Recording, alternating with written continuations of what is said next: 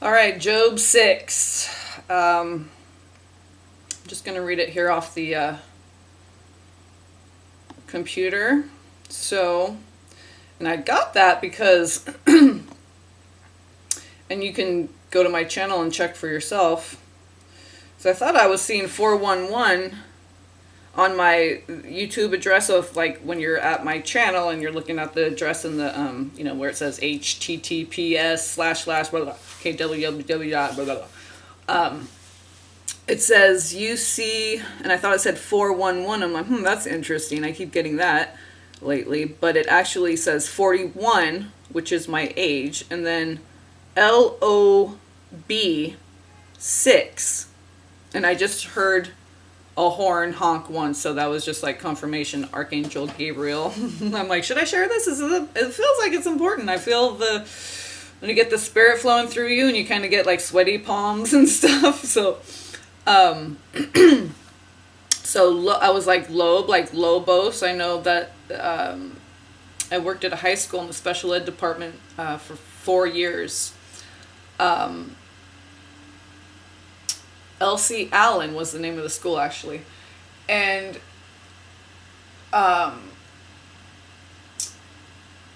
the mascot was the wolf, Lobos. So everything was Lobos.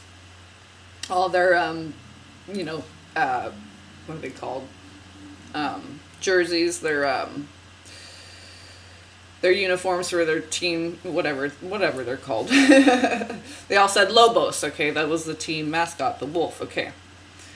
And so I looked at that, I'm like, Lobos, Logos, I see L-O-B, and I'm like, Lob, I'm like, oh, like Job, okay. Okay, so with the 6, I'm like, well, let's just go to Job 6. I also thought it could be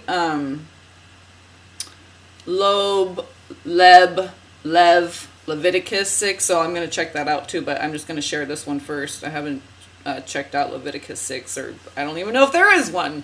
I know there's Leviticus, but so, okay, so I go to Job 6, and very interesting. As I'm saying 6, I'm watching this video, so I'm doing research and listening. And I'll put the link to that below too. And I'm just at Bible Gateway, KJV version. So, he keeps saying the 6th density. And okay, anyway, this is one of those videos that every human should watch too. It's talking about our soul's evolution and the different densities, and it pretty much sums it all up. It's 44 minutes and 42 seconds. So 4442. Okay, so he kept saying 6 density when I was saying Job 6, and so every couple times I said 6 and he said 6 at the same time. So just more confirmation. And excuse me, and so Job 6, so I'll put that link below to the video that I'm watching currently. And then for Job 6, like I said, I'm just at BibleGateway.com, and I just clicked on the KJV version in the search bar. And it mentions in Job 9:14, 9:16, Job 9:16, it says, blackish. I thought it said backlash. No, okay, because up here it said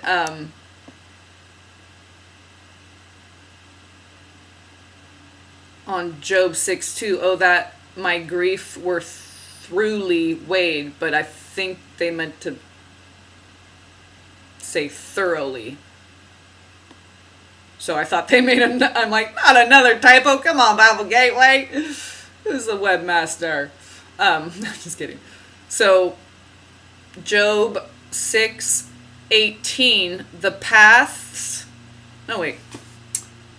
I'm sorry. Job 6:16. Oh, And that's right, another 1-6. Okay, so I'll talk about 1-6 number combination. So Job 6:16, 616, which are blackish by reason of the ice, and wherein the snow is hid. And that's what the ice kind of looked like in my dream, because it was like when a sidewalk is wet, the cement, it's kind of like a darker, like especially if it's an older sidewalk. And then the street, the black street, of course, and the buildings kind of look dark and gray and just, the only thing, I think there was some green grass though. So, somewhere where they have green grass, but yet it was like all frozen. So that's why it seemed like it was really quick, you know. But yeah, so it looked like the ice looked black because it was like a wet old sidewalk underneath and an asphalt street. So very interesting. And I never noticed that in my channel's web address before. So I'm going to go through this and we're going to do a little from what I got from it so far. Okay, so Job 6, we're just going to go through it. But Job answered and said, "Oh, that my grief were thoroughly weighed." It says throughly, but I think it's thoroughly. "Thoroughly weighed, and my calamity laid in the balances together!" Exclamation point. So there's balance.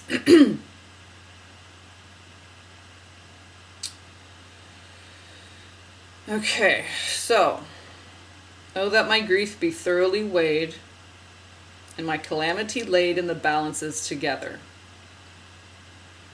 For now it would be heavier than the sand of the sea. Therefore my words are swallowed up. For the arrows of the Almighty are within me. The poison whereof drinketh up my spirit. The terrors of God do set themselves in array against me."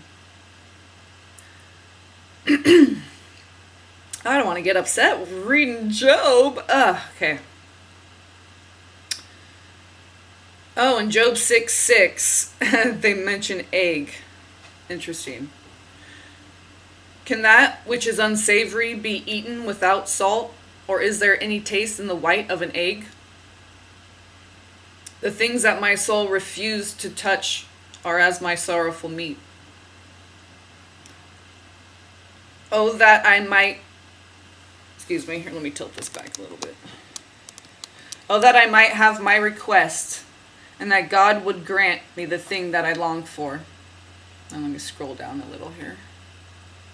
I'm going to go back over, I just want to read.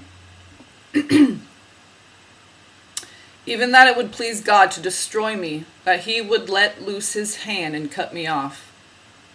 Then should I yet have comfort?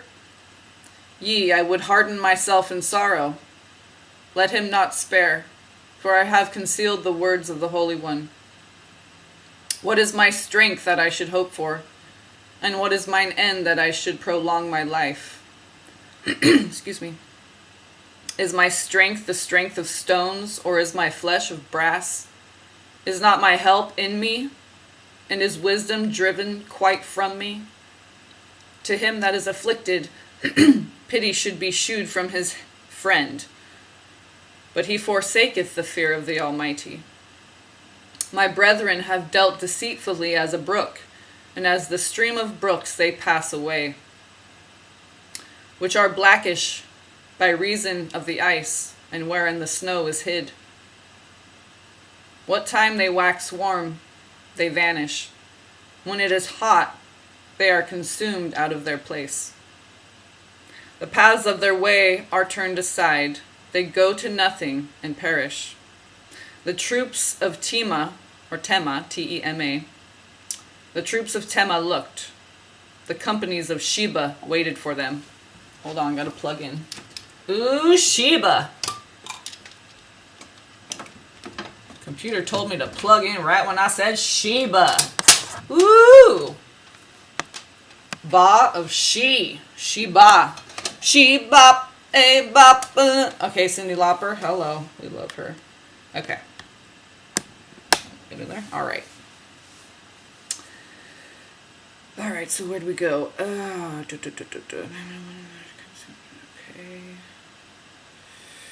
What time they wax warm, they vanish. When it is hot, they are consumed out of their place. The paths of their way are turned aside. They go to nothing and perish. The troops of Tema looked. The companies of Sheba waited for them.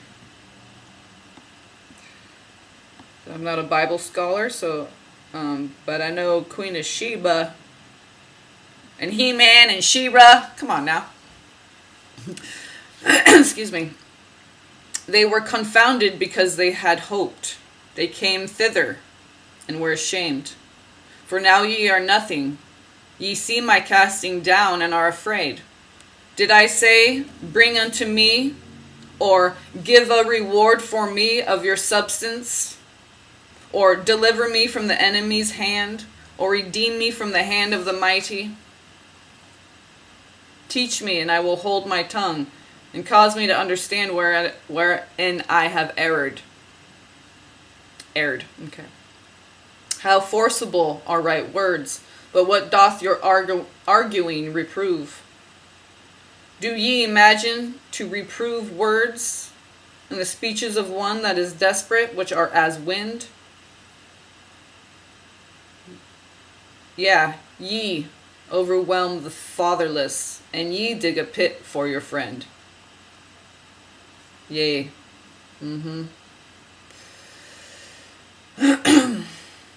That was me with the with the second yay. Okay. Now therefore be content, look upon me, for it is evident unto you if I lie. Return, I pray you, let it not be iniquity. Yea, return again, my righteousness is in it. Is there iniquity in my tongue? Cannot my taste discern perverse things?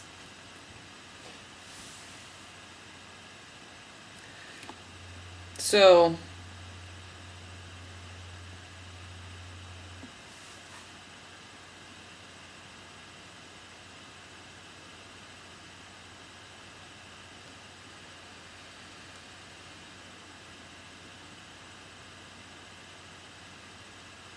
I'm just reading through here.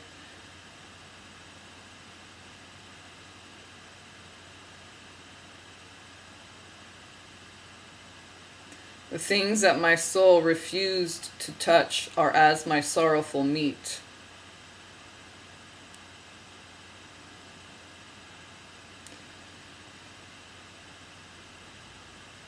So, we know Job was a good man, right? A righteous man. But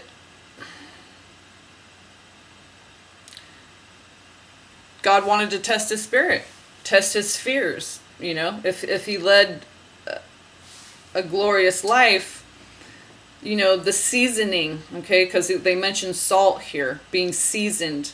Okay, so he was like an egg white. Okay, he didn't have any seasoning because he led a glorious life, right? A charmed life, if you will. So, not in an unrighteous way, still, but God wants us to be more like him. Strong, savory, okay? Seasoned, a veteran, all right? Veteran of life. This is school down here, so he's saying his words, calling out none of that. It's not about that, because God isn't punishing him for anything. He didn't do anything wrong, you see. So if you are doing wrong things and you're chosen, God will make sure that, okay, but if you're doing wrong things and you just keep, maybe you don't have a calling and you keep getting rewarded because you've chosen who your God is. But, so it can be tricky, right? We're like doing all these good things, but like we're still, because God is strengthening he is like faceting us, okay? We're like this raw, rough diamond, so here comes another facet. We're still a diamond, okay? But he's faceting us and polishing us. you could say the smiting, like forging us. You could use the metallurgy analogy, and purifying us, and all the flux that comes off, and it purifies the metal, and you heat it, and then you hammer it and bend it and heat it, hammer it, bend it, and then, right, imagine being that piece of wrought iron, but he turns you into a beautiful piece of art that's a gate, a protective, a warrior, right, that lasts aeons and aeons. Eons. Okay, so, right, can that which is unsavory be eaten without salt? Or is there any taste in the white of an egg? And that is like, unsavory be eaten, but okay, so how are you going to engage with others who have been through trials and everything, and then they just see you, they're just going to be like, I don't get you. They want to relate, okay, so he wants you to be able to relate to everyone, and not just that, but people to relate to you, because maybe Job could relate to others, but maybe not all the way to go all the way full facet with it. You have to experience it. That's how you gain that facet, through experience. You can't read it in a book, no matter how much you study a verse, until you experience that verse. And then maybe God wanted you to study that verse for a reason, because then it's going to happen, and then you're going to be like, oh, that's exactly what God was talking about. So, if he keeps giving you the same one, he's working on that facet with you. So let's keep going here.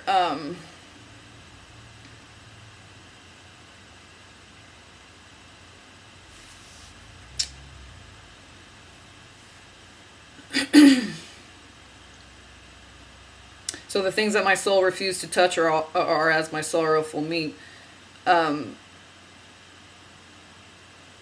So it's meat. It'll sustain you, but it's sorrowful because it's painful.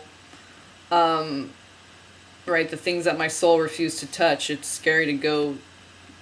Everyone has darkness in them, even if you're a righteous man like Job. Okay, that's why he had to be afflicted, because how is he going to gain knowledge and be that warrior and full-faceted diamond without going through that facet? So that's what he had to do. These aspects, okay? And these are the aspects of God. So that's why he's faceting us, because he wants us to be like him, okay? So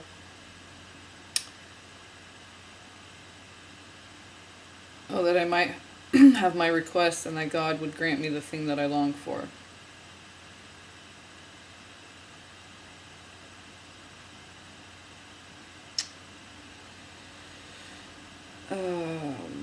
Trying to find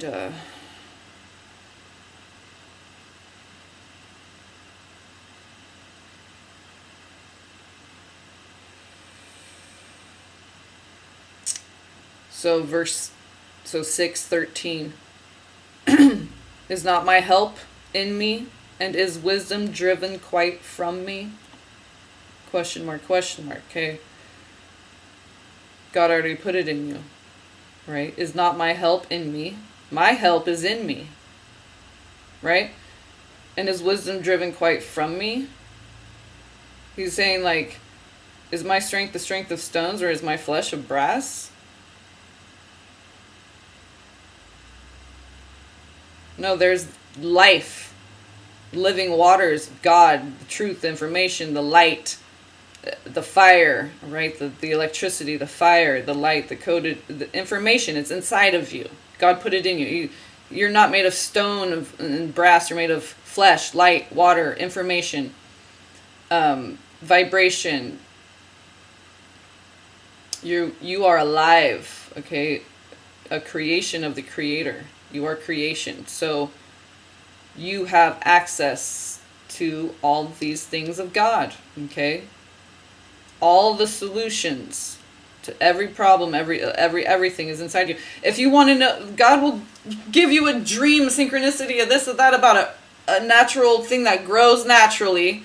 That's how I got milk thistle, because I'm like varicose veins and stuff from all the swelling and blah blah blah, and like I don't do surgery and all that. So I got these synchronicities with these crows this one day and all these fours, and then there was a milk thistle over there, and then someone else was talking about that, and then I read this thing, and it's about, the eclectics who, oh my gosh. And that was the name of the parrot that was in the store across the street on this girl's shoulder. And she was soul family, I could tell. I mean, it's just like, bam. And you're just like, okay, I think I get what you're trying to tell me. Cool. So every little question you have, it's basically already inside you. God hid it inside of you. You're really communicating with yourself, your higher self. Your higher self has all the knowledge of God. God gave your spirit, okay, your pure form. If you can tap into the purity, right, we have to transcend the ego, which is fear, okay, attachment. It all stems from fear. Which is why he didn't want to look at these things, right? My life's so great, there can't be anything wrong with me. But we all have fear. That's the demon that we're overcoming, right? And fear is attached to ego. So it's always better than less than. So you're always afraid of something, or you're always like, I got this, I can do it myself, that kind of, okay? It's just like Luciferian. Isn't he just like that? Big shot, and then you call him out, and he's like, oh, but she did it first, and right? So that's the thing, overcoming our own darkness and ego, duality, tapping into our true divinity, our pure spirit that was created by God first before we emerged into this vessel of flesh, of death, you know. So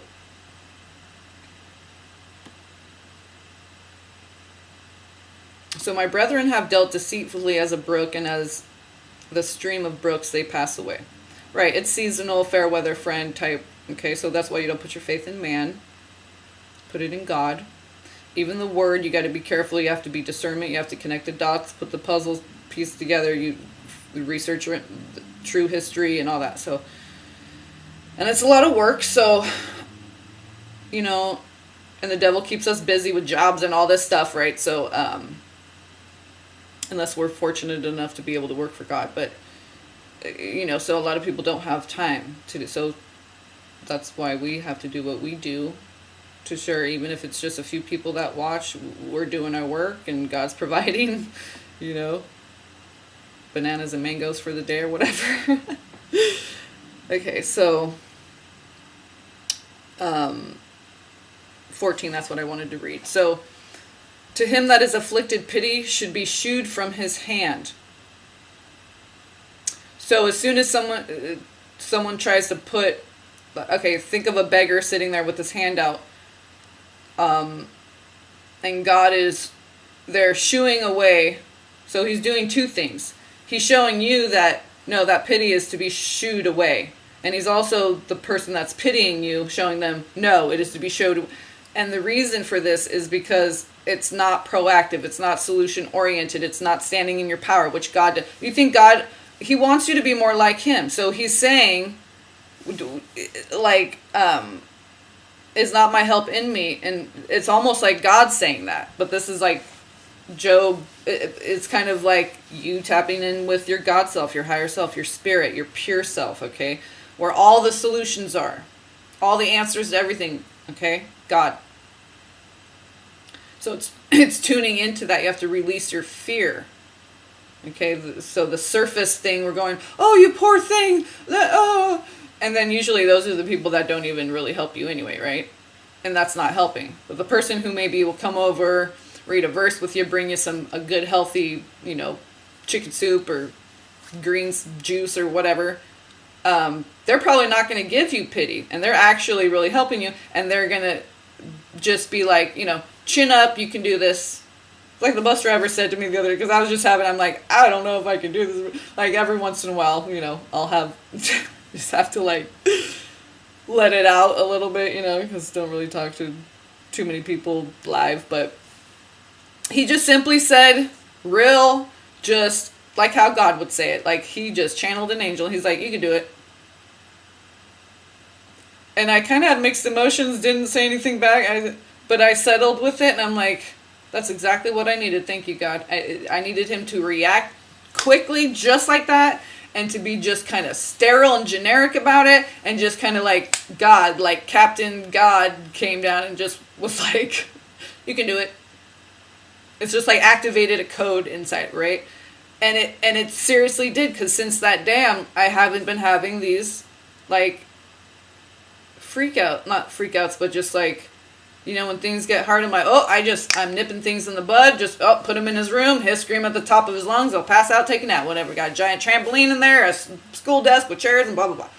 Right, so, he pulled the curtain down, but anyway, so yeah. And then got dookie on it, and I gotta watch them. But that's my life, you know, so I'm grateful. And we're getting our recompense, and we're gonna feel restored and have a little bit more financial freedom. So that's just a blessing. And that came in the mail with something on it that had the address 111. So the answers, God already put this. You can't have experience the problem without at the same time experiencing the answer. I know it sounds hard for us because our ego mind, our third dimensional or pain body, or whatever you want to, our flesh, the death vessel, we're an ego, so we're thinking, this is pain, okay.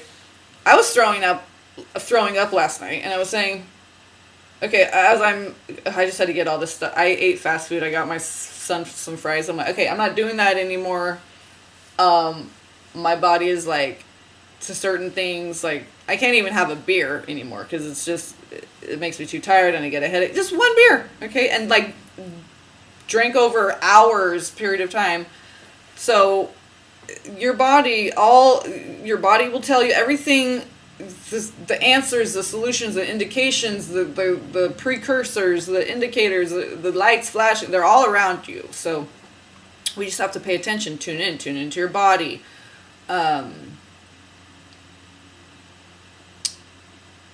Tune into your heart, tune into your higher self, tune into God, Jesus, tune into the earth, tune into the collective consciousness, see what people need to hear, what you need to talk about. Like, what's on people's mind, what's on people's hearts, what do they need to know, what word do you need? It's like, what are they hungry for? What do you need me to speak about, God?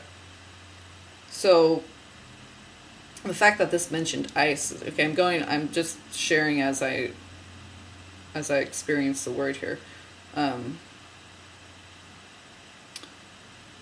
So, what time they wax warm, they vanish. When it is hot, they are consumed out of their place.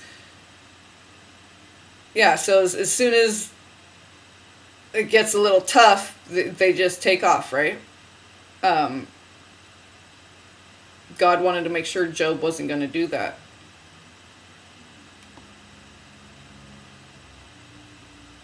Because that's the true test. It's easy to forgive people who are, that didn't really do much wrong. Okay, they were a little dishonest, whatever. Or it's easy, or it's easy to unconditionally love people that never do anything wrong, right? I mean, not that people don't ever do anything wrong, but they're not mean to you, or they never hurt you, they never hit you, they never cheated on you.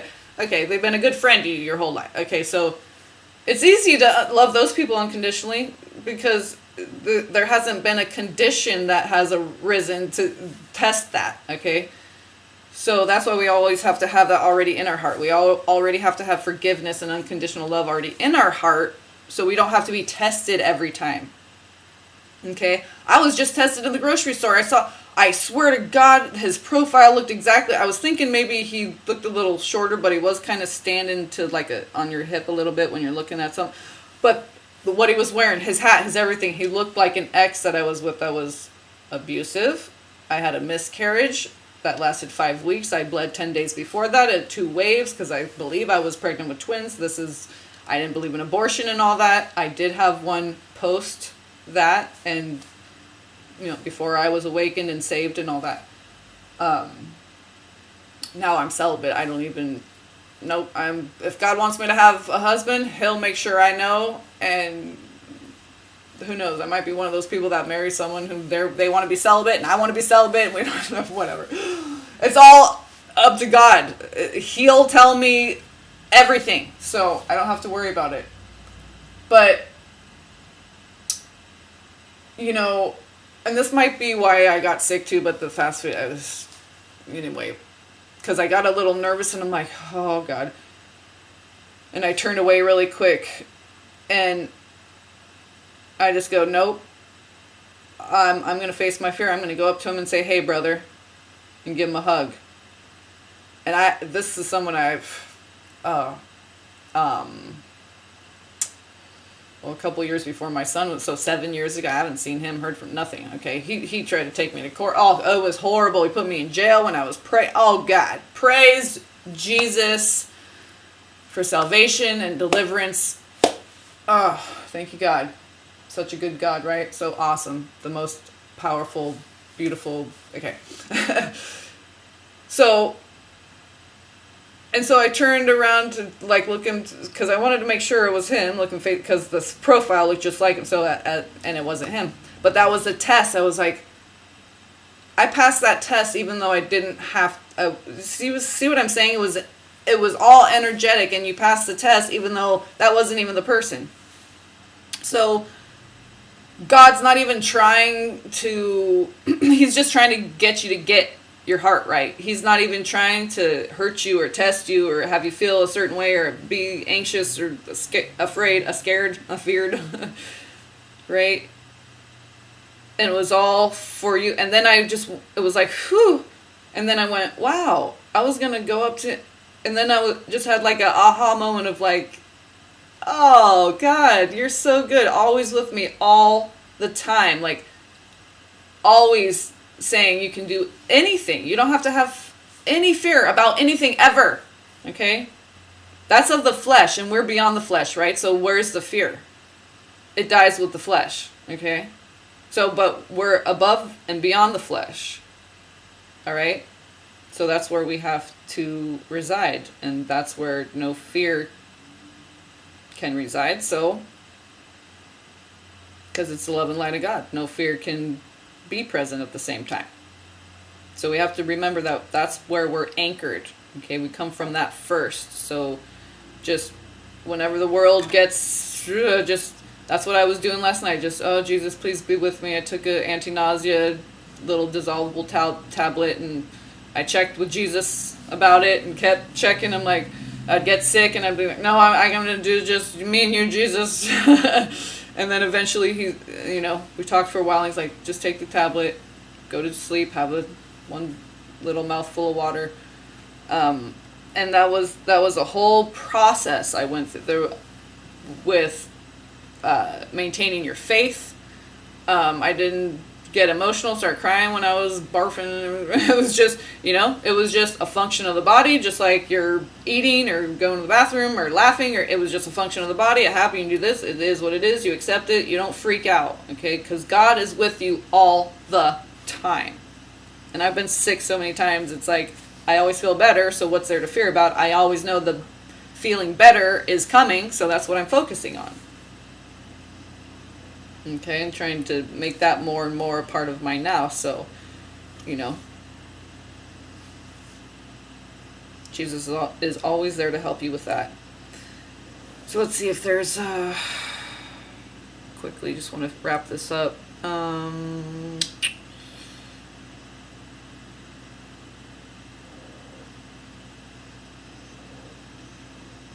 Now therefore be content, look upon me, for it is evident unto you if I lie.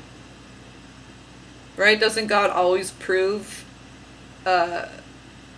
his loyalty, his devotion, his truth, his love? Constantly proving himself, right? Even though he doesn't have to. But he knows we're in the flesh. Okay.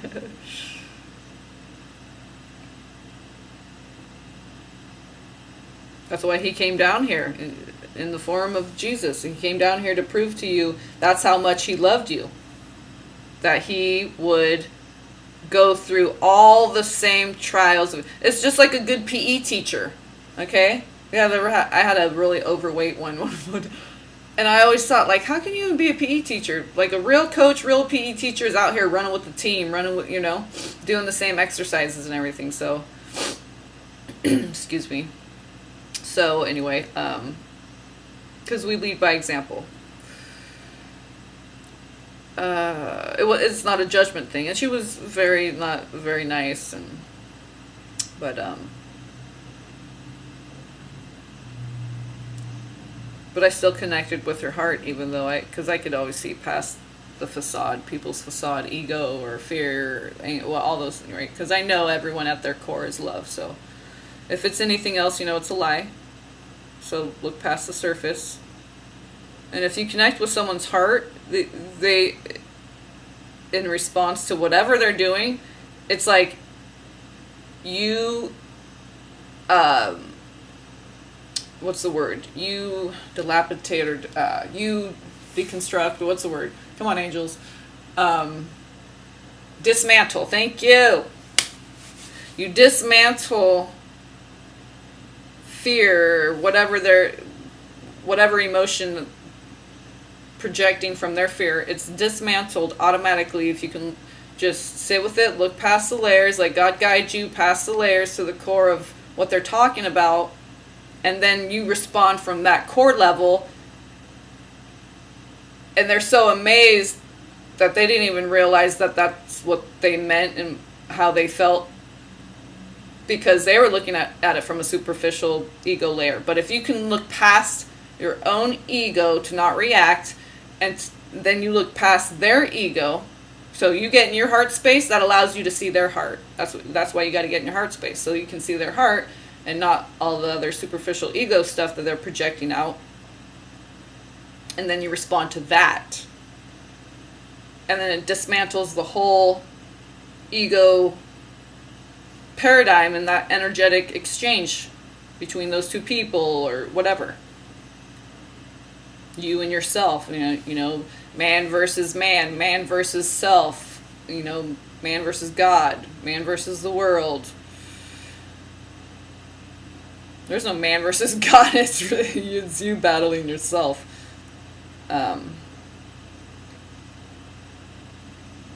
So ye overwhelm the fatherless, and you dig a pit for your friend. So those who give you pity, they're not helping you, because first of all, they're not going to be around, and all that they're going to give you is some pity that's not founded on anything that's solution oriented. Okay.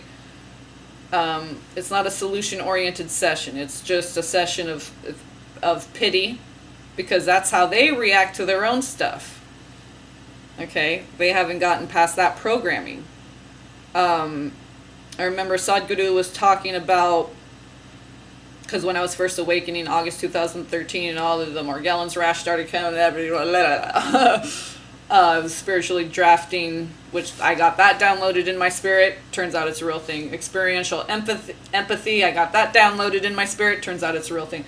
So Sadhguru was talking about how either in the Indian culture or a sect of the Indian culture, or maybe it was just a specific story where, or maybe when he was a child, I can't remember, but it was about a little boy who was sick. Okay, I think he was talking about himself when he was a little boy. You don't get sympathy. When you're sick, you get, locked in a room, here's your food, slide it under the door, no one wants to be around you and get sick, and you don't get, here in America, we pamper, and poor little Johnny's sick, and whatever. And they don't do that there because you're encouraging people to be sick. Okay? You want to encourage them to get back in the game. So you're not going to give them all, every time I get sick, I get special ice cream and da-da-da-da-da. I only give when he's having a good day, that's why we went and got French fries, because he was just having a good day. There's no, stop being bad and I give you a reward. But anyways, kind of the same thing with, we have to be very clear with the messages that we're sending, and it starts really before you even give birth to your child, but because you're setting up the energetic templating before you even get pregnant, okay? And it can take years of energy work, and most of us, probably none of us, really do that. If you do that, you probably will end up not having children, just ascending out of your body and going home to God. But anyway, so we have to remember that, are we acting as God, as our highest self in that moment, and saying what needs to be said according to God's guidance? Or is our ego guiding us and, poor little thing. No, and I was just talking about self-pity too, and victimhood and martyrdom and all that. No, we need to, that's that old, ancient, that's that dual way of thinking, that's the dualistic Luciferian stuff. And we think, we're not being, worshiping Satan, but you kind of are, though, because you're going against God. So if you're going against God and doing this self-pity thing or giving other people pity, it's a form of enabling someone's bad behavior. So isn't that exactly what Satan does? Okay, so we have to really be, have fine-tuned discernment and keep working on fine-tuning that. And that happens with everything. If we're working with the body, that's all we got, right? The body, God, the natural energies of Gaia, that's all we have to work with as far as truth and tuning into God. So our vessel is the channel for God, so we have to keep it pure. Okay, so moving away from eating meat. And you could start off, limiting, like, don't eat processed meats, lunch meats and stuff like that, or ground meats, okay? Or cut pork out of your diet first and then scale it down, and maybe you're just going to do chicken and fish, and then don't set yourself up for failure. And if you're opposed to giving up meat and you still hold on to all the same old arguments that I've heard a million times, but I still, I had to experience it again. Like, we have to get super low vibration. It's just like a heroin addict falls off the wagon. They have to test themselves. Do I really want this or not? And they realize no, and they get, okay, so it's like that kind of a thing.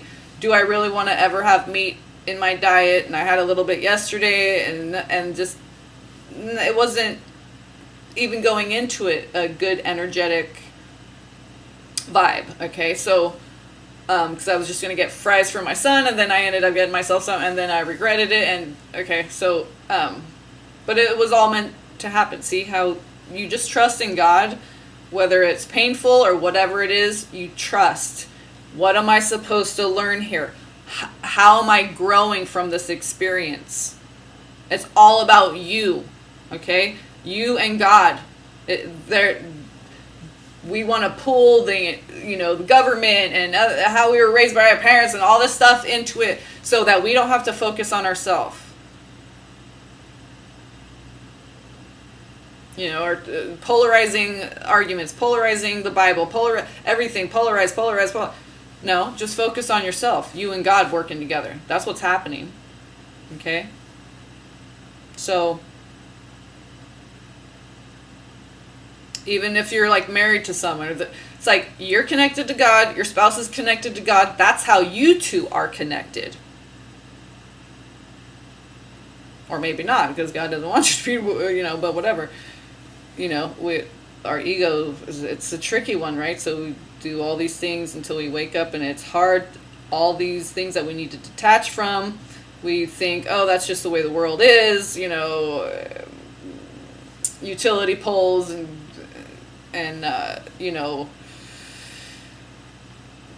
automobiles and all that.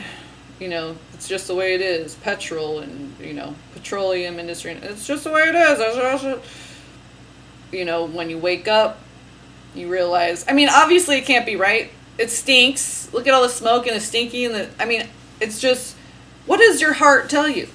You don't even have to research past your own observations for most of this stuff. Instinctually, we know. Because God already put it in us to know. Let's see if there's anything else here. Do ye imagine to reprove words and the speeches of one that is desperate, which are as wind? Right, because it comes from a place of desperation, just like I said, better than, less than. So you're either overconfident and cocky, and that's the better than part of the ego, because it's never heart-centered. If you're in your heart, you're not in ego. That's why it's so important to be in your heart. because you're either just in your mind or your root chakra, better than less than, better than fight or flight. Okay, so pitying someone, yourself or anyone, comes from a place of desperation because you really don't know what to do. It's uncomfortable to say, hey, maybe you're sick again, maybe you shouldn't eat fast food anymore, maybe you shouldn't eat meat anymore. You have a headache again, maybe you shouldn't, maybe you should give up smoking or drinking or what, oh, you again, for whatever reason you got in a fight with your wife. Why does that keep happening every time you watch porn? Or so we're given the signals, the indicators, the markers. So and they'll keep getting bigger and louder and more frequent. But they're really, if we pay attention, but just that's how the ego and the flesh is. It's hard to get through to, so it's hard for God to get through to us clearly, right? Because it's the filter of this flesh, and so and the devil works hard to distract us and constantly inundates and pelts you with just constantly trying to distract us, right? So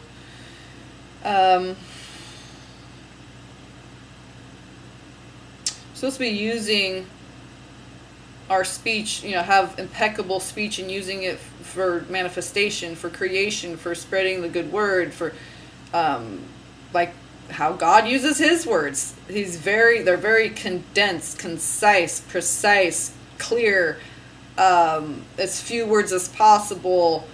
It's like a flower bud that opens up, blooms more and more and more and more and more.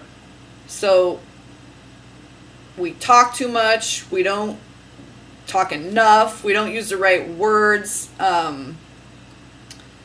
So really being conscious of our words, the things attached with our words. Why are we saying this? Why do we react like this whenever someone's sick or afraid of something? We just, it's going to be okay. We coddle them, So we're just examining ourselves through the filter of God instead of the filter of the flesh, so we can see things clearly.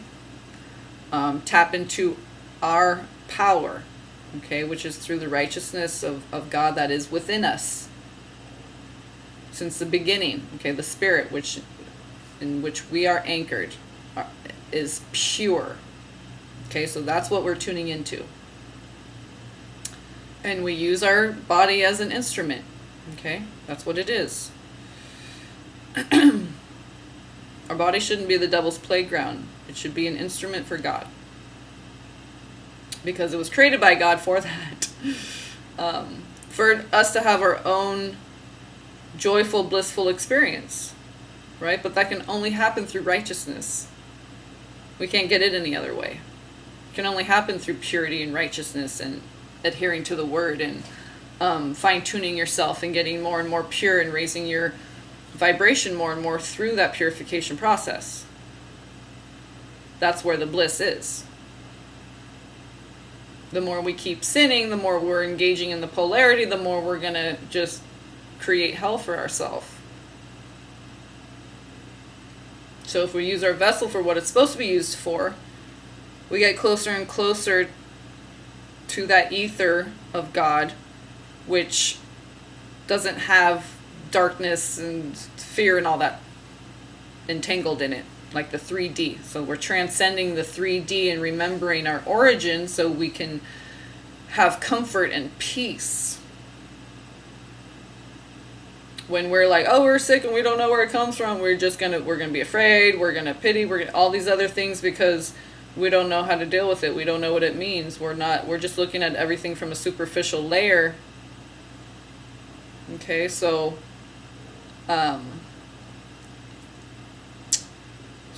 yeah, I guess Job just needed a little seasoning, right? Because he didn't go through anything that would prove, not to God, but to himself, that he had that within him to overcome. Because God already knows what your potential is. It's what his potential is. It's infinite, It's only the flesh that we, if we're looking through the filter of the flesh, we're going, we're confused. Because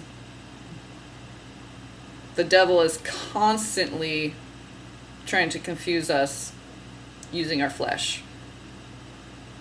Because he knows that's where the ego is. Alright, so I think...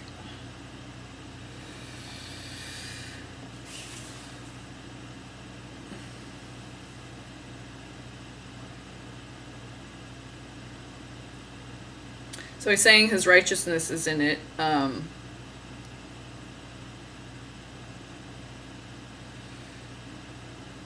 His righteousness is in all things. But we get confused by the ego, our third dimensional way of thinking. So we have to think through the purity of the spirit, the God filter, not the flesh filter, and know that the righteousness of God is in everything.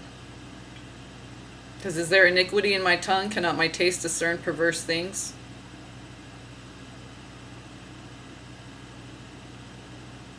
God does not double talk, right? And he knows what's good and what's not. So he's not going to put you through trials just because, he knows what helps and what hurts. The devil may do something that looks similar, but it hurts. Or like someone coming and just giving you pity. Okay, that's some devilment stuff too.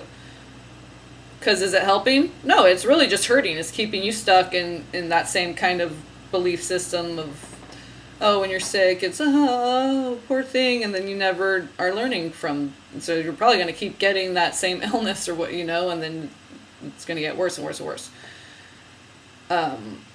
Because that's what happens. It doesn't get better because you're rebelling against God by just not listening.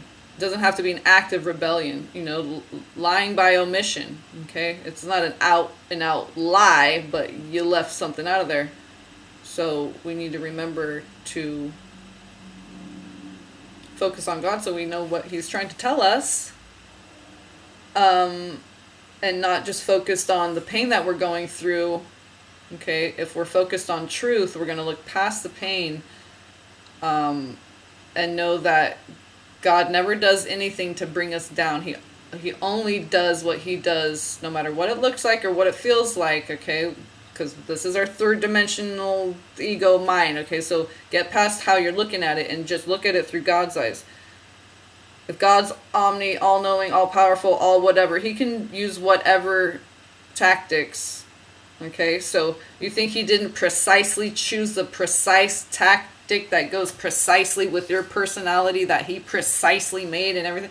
He knows you and what'll work with you and what won't, okay? So that's why he did what he did with me, and I had more gallons, and for other people it's something different. So because he knows you, because he made you, so he knows what's going to work for you and what isn't. So trust in that, because he does not double talk. He doesn't speak unless he has a very important message. Okay, his words are always, it's self-evident when God talks. And his taste can discern perverse things. So whether something feels good or feels bad, that does not dictate whether something is good or evil. Okay, something can be bitter, but it's medicine, it's going to heal you. Something can taste sweet like candy, and it's going to rot your teeth. So, make sure to floss.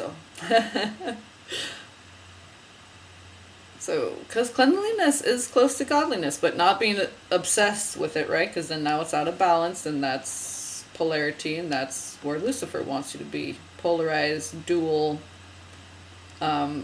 So God wants you to face your darkness so you can be one, balanced, centered, which is more closer to your higher self, which is the pure being, your spirit that God created before you came into form. So that's why unifying the self is so important. Facing your fears, facing your demons, facing your darkness, whatever you want to call it, so that you can bring it all into you, which is light and love, and therefore it is transformed into light.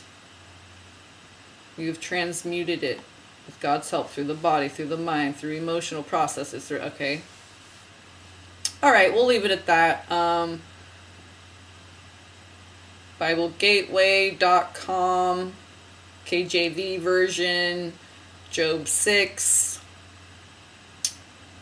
Got that from my channel's web address that said Lob 6.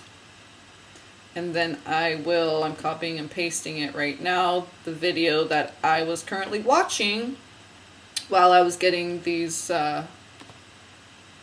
synchronicities, and it just confirms a couple things that already came in, like self-pity, because I was feeling that and I was witnessing that from others, and so God gave me to mention that. I forget what video it was, but and it was just confirmation that it was important or something. Sometimes God wants you to repeat the same message because it's just important. That's what the energy is calling for, and so you need to feed that in order to satiate yourself and his people, whoever. So all right, I will leave it at that. I love you all. Peace be upon you all, and blessings to each and every one.